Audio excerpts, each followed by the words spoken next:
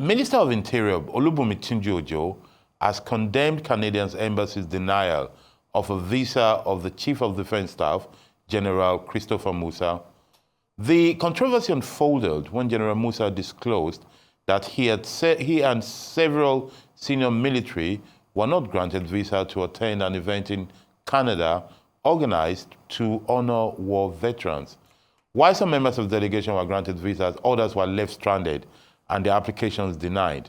The defense chief expressed disappointment, calling the incident a wake-up call for Nigeria to strengthen its sovereignty and resist being taken for granted by foreign nations. In the meantime, the Canadian High Commission in Nigeria has acknowledged media reports concerning the visa denial to senior Nigerian military officials, including the Chief of Defense Staff, General Christopher Musa. Security and policy analyst Dr. Kabir Adamu joins me now to look at this significant development, especially in the light of Nigeria's long-standing bilateral and diplomatic relationship with Canada. Good to have you on This Day Live, Doctor. Thank you. Good evening. So, Canada says no to a Nigerian general. Let's start from that. What shall we make of it? It's as you know, a visa, it's a privilege. It's not a right. However, between friendly countries, it is expected that when someone of the stature of the Chief of Defense Staff, who, as far as uniformed operational persons are concerned, is the #1 highest ranking military officer. That is, if you remove the Commander-in-Chief of the Armed Forces, who is the President, the next person in terms of those who wear uniforms will now be the Chief of Defense Staff. And then he is heading a delegation for an event that is recognized globally. It's this organization that was put together by the Duke of Sussex. Invictus. You remember he visited Nigeria last year? Invictus. Yes. And so this was the event he was going to, a well-recognized event internationally, globally. And then for his visa to be denied, it speaks volumes to the fact that perhaps there are several countries in the world that do not regard us as high as we regard ourselves, because this is not an ordinary individual. He's also not visiting in his capacity as an ordinary individual. He would have visited in his capacity as the Chief of Defense Staff under the invitation of this internationally organized event. But that's on the one hand. On the other hand, we do not, as at now, we do not know the circumstances around the rejection. Some of the information emerging is that the application was not accompanied by a note verbal. As we probably are aware, in relationships, whenever an MDA, Ministry, Department, or agency is approaching a foreign embassy, it requires a letter from the Ministry of Foreign Affairs, which is called the note verbal. So we're hearing, even though it's not confirmed, that in this instance, such a letter was not accompanied. And I know that most embassies, and this is the saddest part of, and I think the whole story, historically, we've abused privileges, as it were. And so some embassies have taken the hard stand to say if there are irregularities, including, for instance, a missing letter from the Ministry of Foreign Affairs, they would reject that. There is a lot behind this, but I would leave it at that. The other third point that I would like to mention is the composition, the structure of embassies. Consular sections are to a large extent autonomous. Of course, there will be the head of mission, who in most instances is the ambassador, and he kind of supervises every department within the embassy or the representation, as it were.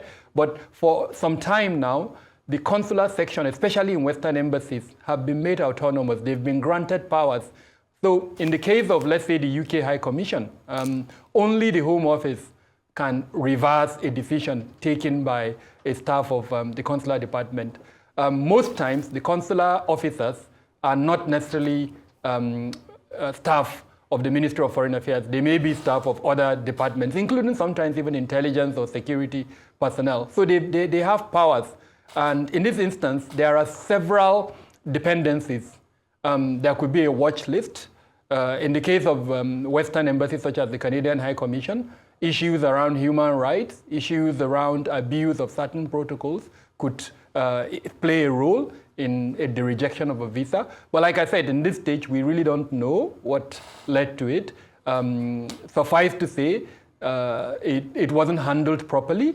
I believe that whatever the circumstances, the embassy could have, or rather the High Commission, could have written to perhaps the Ministry of Foreign Affairs, to the Defense Headquarters, to ask for whatever, if it's the case of a missing letter, such as a note verbal, to ask for that. Or a simple phone call between the protocol department and the protocol officer, or whoever it was that submitted the application, could have solved that. But so it is unfortunate.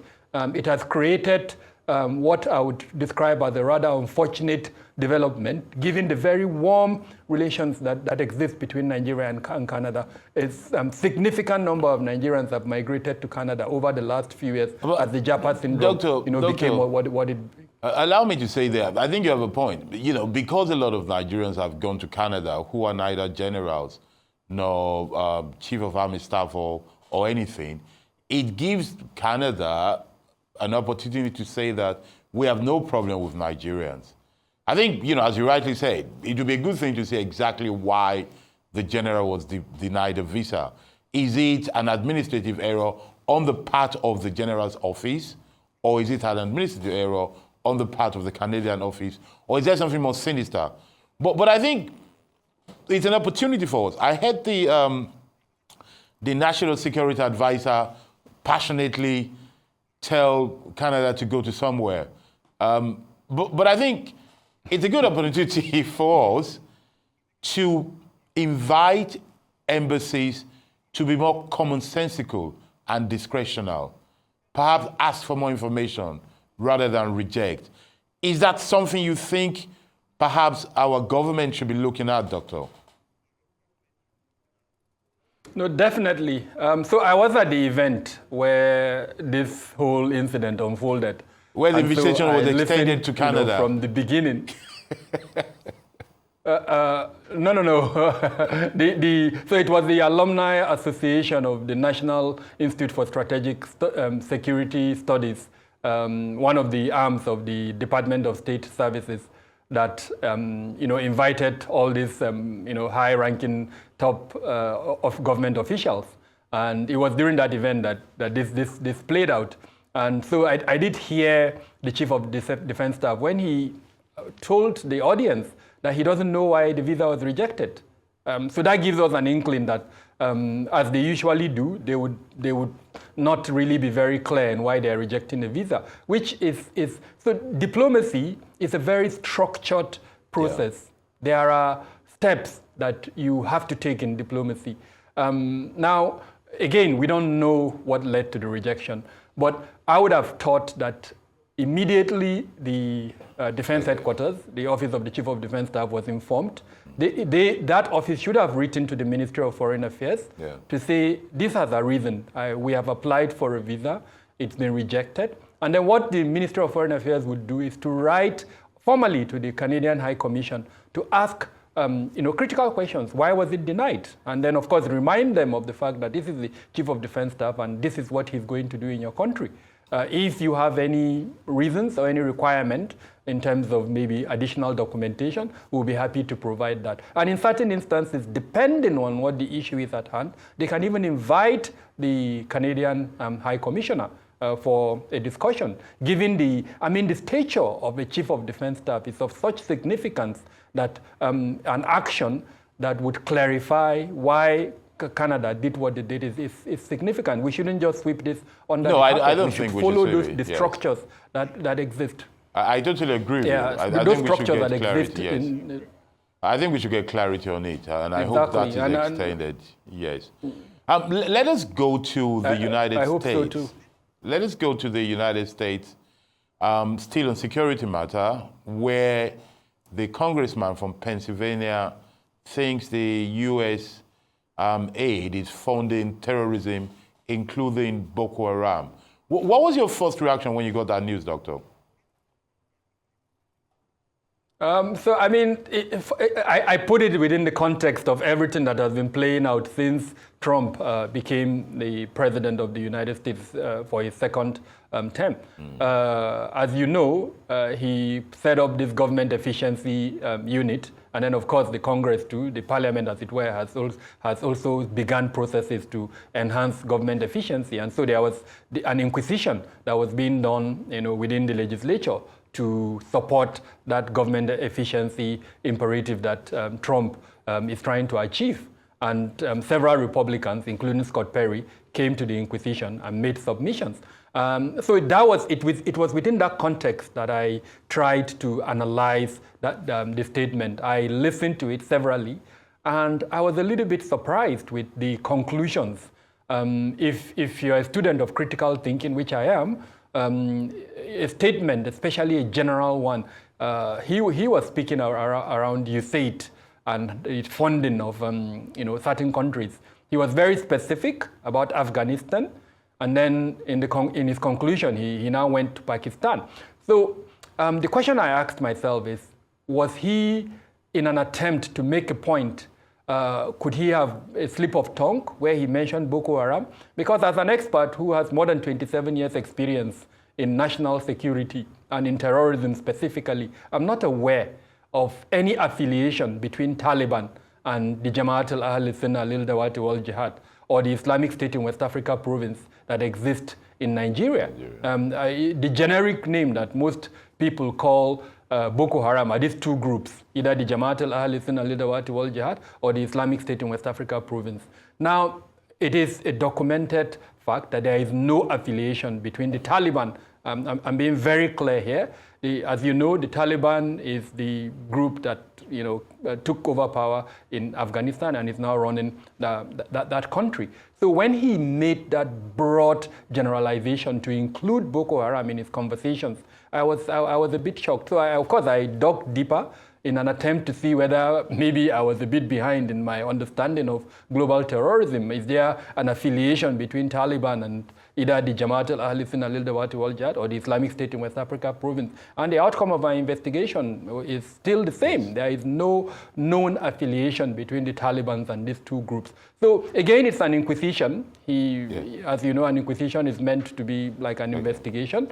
The outcome of that inquisition will come out. But for now, this is my position. There is no affiliation. And so perhaps in its attempt to prove, discredit USAID, he has made these broad generalizations without providing any evidence, any proof. Yeah, I mean, I want to be measured here and careful. In the field, the realm of intelligence, it is a known fact that development organizations sometimes support espionage, support intelligence gathering. Yeah. It's like that all over the world. So you can have an arm of a development organization that in one way or the other that provides cover for espionage. I think fronting is the exact thing. Exactly. That they use for it. But yes. I suspected your reaction was going to be this. This is why I asked you that question, because the experts that follow the news with me reacted the way you're reacting. But let me bring in something here to the table. So the congressman from Pennsylvania, Scott, might be doing something general, sort of politicking or just talking rather than making cogent points. So, that's politics talking there. And, he hasn't got 27 years of experience in security, I'm sure. So maybe he shouldn't be talking about it, but I guess politicians can talk about anything. But as an expert, are you aware, though, that groups like Boko Haram are indeed funded by foreign organizations? It doesn't have to be USAID, but generally speaking. No, I'm not aware. But I am aware that they are affiliated to foreign organizations. Now, those are two different things. Yes. Let's go into the difference. Affiliated and funded. All right. Yes. So at the beginning of the insurgency, 2010, Jamal, let me be specific so that we know which group we're talking about. I don't want to use that generic name, Boko Haram. The Jamaat al-Ahl Sunnah lil-Dawati wal-Jihad, I'll call it in short JAS. When JAS started in around 2009 to 2010, it was affiliated to Al-Qaeda. which at that time was the strongest and most vibrant global jihadist group. So it was affiliated to it in terms of ideological leanings, in terms of even funding and methods of attack. It was being supported by Al-Qaeda. Now, post 2012, 2013, after what happened to them, they moved, especially their commanders, moved into the Sahel, and then formed stronger affiliations, as it were, with Al-Qaeda affiliated groups in the Sahel region. And then they became more radicalized and then came back to Nigeria and increased the level of attack that we saw. But then let's move up to 2014, 2015, 2016, when for some reasons, they left Al-Qaeda and then formed an affiliation with the Islamic State, perhaps because Islamic State at that time had become stronger. So that was when the Islamic State in West Africa province was created. But then after a little bit of time, because of the types of attack that the group was carrying out. Just hold on a second, Doctor. We have somebody joining us from London, England, from the BAFTA. The annual British Academy Film Award, better known as BAFTAs, are taking place tonight at the Royal Festival Hall in London. And as the British capital city makes ready to play host to the biggest name in Hollywood, let's take a look at the build-up and also some of the top contenders hoping to claim victory tonight. Our Rise correspondent, Judita da Silva, is covering the awards live in London, and we're joining her now. Hi, Judita. Can you describe the energy and excitement on the red carpet? I can. It's been a slow build. It's a slow boil because the Brits do things very differently to when we've covered the Golden Globes or the Grammys or the Oscars. It tends to be a slow simmer, and it's very organized. It's very British. It's very demure, and we do like it. But we've spoken to some executives, some producers, some actors, and you can now feel, in typical showbiz style, the biggest stars are coming towards the latter part of the red carpet, and they're building up in a queue just behind me. I don't know if you can see it, and they're trickling their way through with their publicists and talking to the press on either side of the carpet. So in this subdued environment, which celebrities have made the most memorable entrances so far? We have to say that between Jennifer Elise and myself, we couldn't stop staring at Monica Barbaro, who's nominated for Best Supporting Actress for A Complete Unknown. We interviewed her with a Rise play earlier for that film, and she's been a hot contender that people have seen as a sleeping dog, that we shouldn't think that Zoe Saldana is going to be walking away with it. Monica Barbaro could be a star, and she looked exquisite on the red carpet just a few moments ago. Dr. Adamu, we're back to you.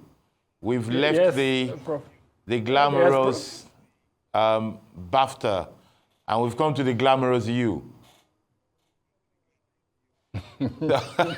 Thank you, Prof. I'm here with you. Yeah, good to have you there. I don't have the glamour of BAFTA. Well, keep going, going. You'll get there, Doctor. Keep going this way. So you were telling us the difference between affiliation and being funded by organizations so far. Yes. Please continue. Yeah. So the point I was making was the group has metamorphosed from what it was, Jamaat al-Ahli al-Dawat wal-Jihad, into now the Islamic State in West Africa province, even though the two exist side by side and they are fighting each other. And then at different points in time, they were either affiliated to the Al-Qaeda or to the Islamic State global franchises. Now, as far as their creation by a foreign country, there is no evidence to that effect. However, in other parts of the world, there are terrorist groups that have been created or funded by governments. A good example is Iran and developments in the Middle East. There are several groups that are supposedly funded by Iran. Even in Afghanistan, at one point in time, historically, it was either the US or the Russians that were behind the groups that were existing in Afghanistan at that point in time. So it is a documented fact that countries have used non-state actors, including terrorist groups, sometimes in an attempt to achieve their foreign policy objectives. And that is why you have the concept of state-sponsored terrorism, in different ramifications. It could be the state itself, or it could be organizations that are being funded by the state. But as far as the Jamaat al-Ahl Sunnah al-Dawat wal Jihad, or the Islamic State in West Africa province is concerned, at date, apart from the conspiracy theories that have existed severally, and in fact, the conspiracy theories have increased in the last few days after Scott Perry's statements during the Inquisition.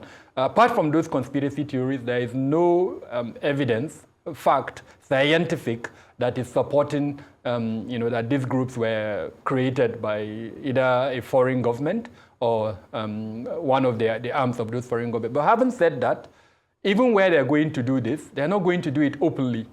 Iran, as an example, is not openly supporting groups in Lebanon, groups in Yemen, or groups in Gaza. No, they're doing it through layers that will be very difficult, for the average person to detect.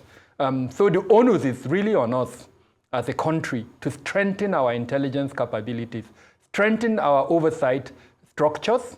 No country comes into another country except it goes through certain platforms. And maybe in the course of the conversation, we can discuss how we can do this and the areas that we need to look at to reduce or even make it very difficult. To get in intelligence balance, it is said, for them to operate. Absolutely. We can make it difficult for them to operate. We're going to take a short break now, Doctor, and then when we come back, we're going to continue to chat with Dr. Adamu. Stay with us on This Day Live.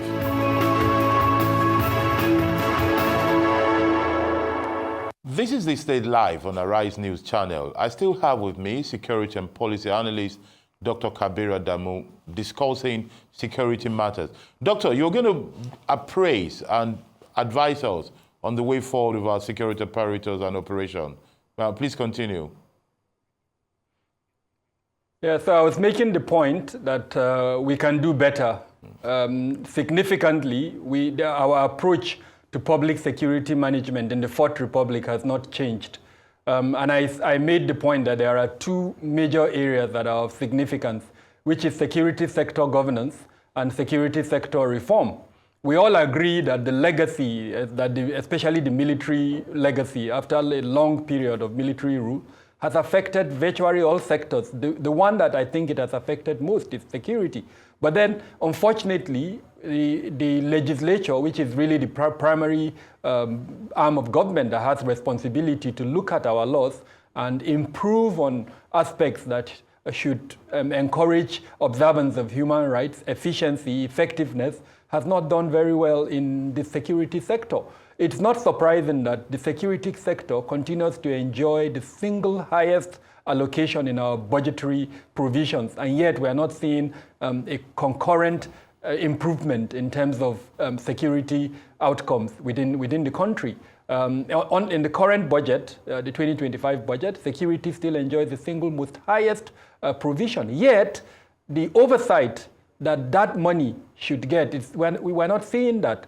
Once you approach any discussions on security oversight, I mean, it's a brick wall. And so those monies, nobody even knows how those monies are being spent.